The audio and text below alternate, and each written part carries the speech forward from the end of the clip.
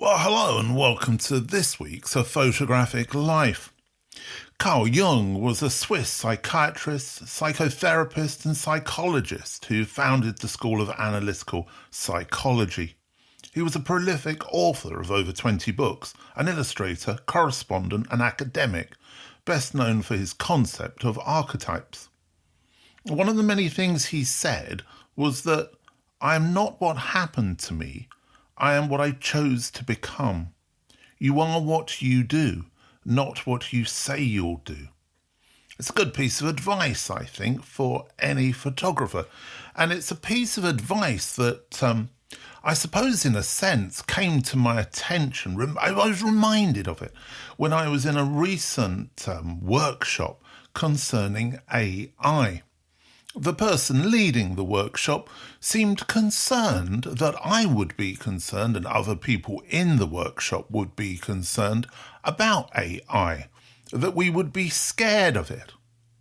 He seemed to be completely shocked by my response to say that I wasn't scared of it. It was part of the future, it's part of today, and I'm working with it. I'm exploring it. I'm trying to understand it. I'm also looking at how it affects my everyday life.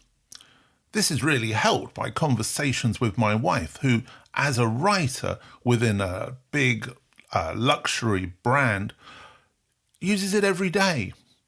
And she was able to explain to me the good and the bad of that. Well, I think really as a photographer, that's key. We need to be open to everything. And particularly when it comes to functionality, things which can give us additional outlets for our creativity. As such, I was then reminded of David Hockney, a painter, an artist, somebody who used the iPad to much derision, who used photography as part of his practice for quite some time. He produced films. He was often on television programs. He designed scenery for operas and for the stage.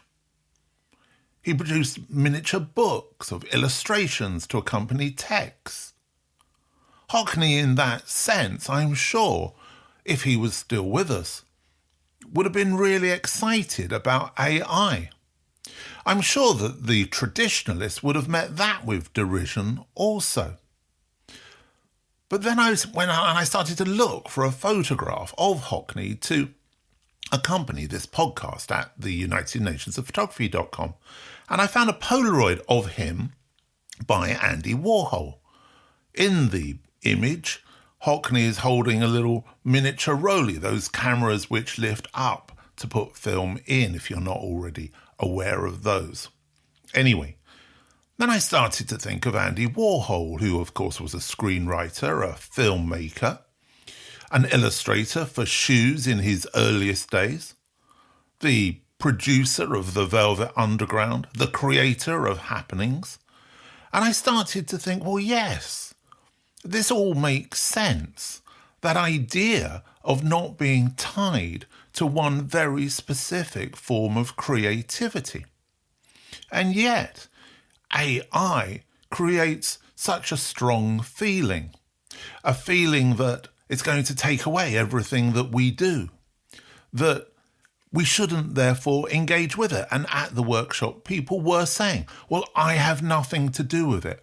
I'm not interested in it. To the extent that some people said that they wouldn't engage with Spotify or other platforms because of their use of AI artists. We know about all of this. This shouldn't come as a great surprise. But are we really, as visual storytellers, which is truly the essence of what photography is to me, and I think also to an awful lot of the photographers who I've spoken to, who have contributed to this podcast and who I've known over the many years I've been engaged with photography? Are we really going to say that we are going to confine ourselves to one box or one or two lenses? Are we going to be that draconian in our approach to our creativity? Or Are we, like David Hockney, open to trying things, even if they don't work, even if they fail? I've often said that photo sketching, which is a word I use for something which I do regularly, which is the idea of just using my phone or a small camera to capture light, juxtapositions, textures, colours, moments, but never with the idea of creating a finished image, photographic image, which is successful, but just part of a kind of I suppose in a sense, exercise in seeing. Just as a guitarist every day would play the guitar every day they're not playing a finished song. They might be practicing a specific finger movement or a transition or a chord sequence. Similarly, if you're an artist, you'll be out sketching, you'll have a sketchbook, you will make little drawings. As a sculptor, you would make a maquette. This, for me, is what photo sketching is. And I think Hockney is somebody who we as photographers should really be looking into. It doesn't matter if you're not appreciative of his work, his lifestyle, his dress sense, or whatever. It does not matter. But I really recommend going on YouTube and watching some of the interviews with him. He was intelligent, he was creative, and as I've repeatedly said this week, he was open-minded. And that has got to be the key to successful photography. I mentioned last week that I've been curating, compiling, editing, putting together, use whichever phrase you wish, a series of 20 top lists. They're called the UMP Top 20 list, very straightforward. And they are compilations of 20 photographers that fit into a very loose genre that I think you might find interesting, and readers of UnitedNationsOfPhotography.com can use as a form of inspiration, aspiration, and I suppose also education. They're not all new photographers, but hopefully it's a good mix of contemporary and historical, depending upon which genre I'm dealing with. It's everything from urban to rural, what I call wandering photographers, sports, music, fashion, also films on photographers, and this is what I want to talk about this week, nude photographers.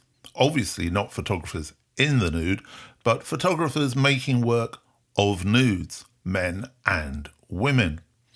Now, initially, I suppose this is a difficult subject because there is a history within the medium of photography of the nude. And in a sense, I suppose, it was very much about replicating classic nudes.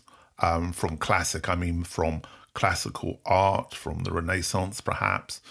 But also then, of course, going over into the world of glamour and, I suppose, in a sense, soft pornography. Well, my feeling is, and I was proven correct through my research, that nude photography, photographing the nude, is actually being reclaimed with a political edge, most often by female photographers. And I found that really interesting. Similarly, actually, in my list of photographers engaged with the self-portrait. A lot of photographers there dealing with body image through the self-portrait. And similarly, I think, with the nude photography. So I compiled my list, as I have done with every other list that I've put together, historical and contemporary photographers. I was careful about the images I've used in the posting. On all of the lists, I, as best as possible, share a screenshot of the website or an appropriate website for the photographer for you to visit with a hot link. Well, so I chose images that I didn't feel were too controversial or perhaps could offend people from those websites. I then put links to this particular list on social media. I have the same social media platforms I use for all of our promotion of anything to do with the UN of Photo. LinkedIn, Threads, Blue Sky and Facebook. They're the key ones for me. We also have Substack, and occasionally I do put things up on Substack also. And of course, occasionally Instagram. Well, The first thing that happened was within a few minutes, I got an email from LinkedIn saying that I had broken their rules concerning sexual activity and images. But I could, if I wished, appeal that decision, and I immediately did. Very shortly afterwards, I got another email saying that my appeal had been unsuccessful, and if I did this too often again in the future, I would be in trouble. The same situation occurred with Threads. Not that I couldn't post the link, but whenever the thumbnail came up, it immediately disappeared. The thumbnail is actually of two naked rears, two bottoms in water, a very beautiful image, which actually almost looks like a kind of landscape. So then it happened on Blue Sky also. Now, what this made me think was not poor me, but poor photographers who are working in this area. How do you promote your work if you have an exhibition such as that of your work? How do you use social media to promote that kind of work if you're constantly being blocked by an algorithm that's picking up on something that actually isn't there? I totally and utterly agree that social media should be much better regulated, particularly with this kind of material that is sexist or could be identified as being violent in any way. However, that is not the case with this work at all. And therefore, as I say, it did make me feel, well, how are you sort of dealing with this if you're that kind of a photographer? I see a huge amount of what I suppose we could describe as glamour, or perhaps slightly sexist or sexy photography on social media channels. I'm a man, and for some reason, particularly on YouTube and Facebook, they seem to think I want to see shorts of such things. I really don't, but I'm not very good at blocking these things. Anyway, so that was what happened to me. It instantly made me think, well, what are the photographers who I've included in the list, how are they dealing with that? But it also made me think, well, how would Michelangelo get on? Listener's letter. Apologies that I still haven't improved on the jingle. Must do better. Well, maybe I will in the autumn. Anyway, here's the letter for this week. Just one this week. I thought it was a good one. Nice and short and to the point. It says, "Hi Grant, re Kappa. As a conflict photographer, your podcast, especially Conversations with Bill Shapiro, gave me some helpful context for reviewing a scathing book written about Robert Kappa's D-Day exploits. I suggest that the author did not appreciate the fact that Kappa was the only one of 6 life photographers that got anything publishable from the landings. Thanks for the breadth of your topics and opening up the world of appreciating and curating photography to a broader audience," and says, "Cheers, Brian in the USA." I think that was a response not only to the podcast, but also to one of those top 20 lists that I was just talking about, this one on conflict photography. I started off with this episode talking about a workshop and somebody suggesting that we should have a fear of AI and what our fear was. And I think one of the major fears always was that we would be shown images which were untrue, that were lies, and that we would be drawn into that deception. The photograph as evidence has become ever more intrinsic, I think, to our lives. Every time we get something delivered by Amazon or a similar delivery company, they photograph the package left outside your door to prove that they did it. Someone comes to your house to fit a cooker, an oven, or do some plumbing. They photograph it as evidence of their work, that their work was of the correct standard. That idea of taking a photograph as evidence is now embedded in our lives, primarily by people who are not photographers. which in itself is interesting, but not something I want to dwell on this week. But what I do want to dwell on is a photograph that everybody I know of and everybody I've seen has immediately called out as being fake. It's of the American Senator Mitch McConnell, who has disappeared for, I think, over a month, having been taken into hospital. All sorts of theories are being put forward as to where he is, how he is, and why nobody has heard from him. Everything from the fact that he's dead, he's died, to that he's perhaps in a coma and unable to speak, or perhaps he's perfectly well and just deciding not to speak. Anyway, to prove the fact that he was perfectly okay, a photograph was put out officially, I presume by him or his people, of him sitting up reading the latest newspaper with his wife. Immediate derision was heaped, I suppose, on this photograph. It is clearly AI or poorly photoshopped AI. It seems to be made up of a series of different images, and all sorts of people on social media have dissected it and put forward the proof. From my perspective, I looked at it and immediately knew. There were telltale signs there that this was not a true photograph.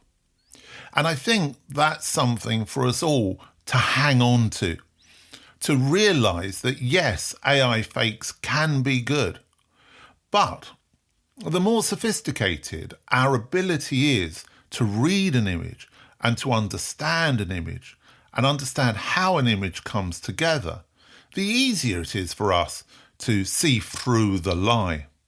There are some very funny memes, actually, that have come up around this photograph you can see online, which basically shows him as a cardboard cutout. I don't know what the situation is with Mitch McConnell, and obviously I hope that for his and his family's sake, he's okay. But I have to say, it doesn't look as if that is the case.